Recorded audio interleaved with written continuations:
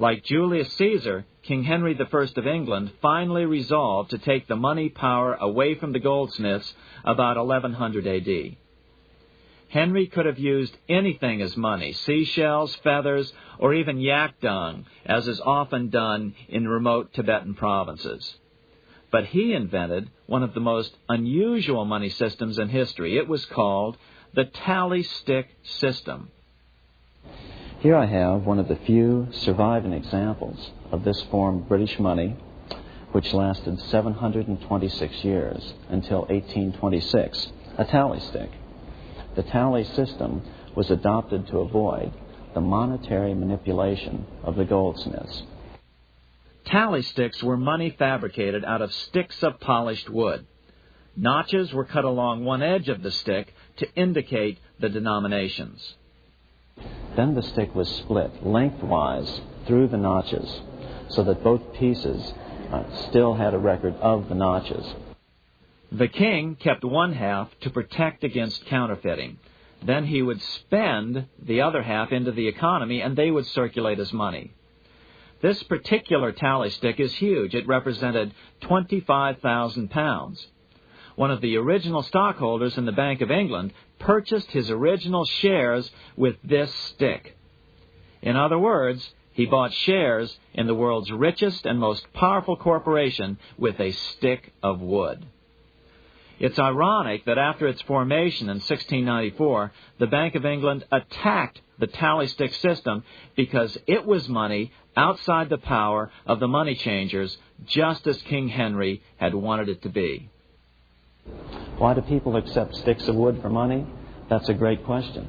Throughout history, people traded anything they thought had value and used as money. You see, the secret is that money is only what people agree on to use as money. What's our paper money today? It's really just paper. But here's the trick. King Henry ordered that tally sticks had to be used to pay the king's taxes. This built-in demand for tally sticks immediately made them circulate and be accepted as money. And they worked well. In fact, no other form of money has worked so well for so long as tally sticks.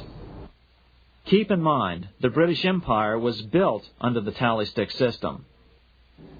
The tally stick system succeeded despite the fact that the money changers constantly attacked it by offering the metal coin system as competition. In other words, metal coins never went completely out of circulation, but tally sticks hung on because they were good for the payment of taxes. Finally, in the 1500s, King Henry VIII relaxed the laws concerning usury, and the money changers wasted no time reasserting themselves. They quickly made their gold and silver money plentiful for a few decades.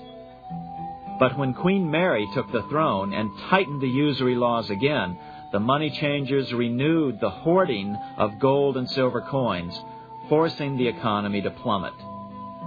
When Queen Mary's sister, Queen Elizabeth I, took the throne, she was determined to regain control over English money. Her solution was to issue gold and silver coins from the public treasury and take the control over the money supply away from the money changers. Although control over money was not the only cause of the English Revolution in 1642, religious differences fueled the conflict.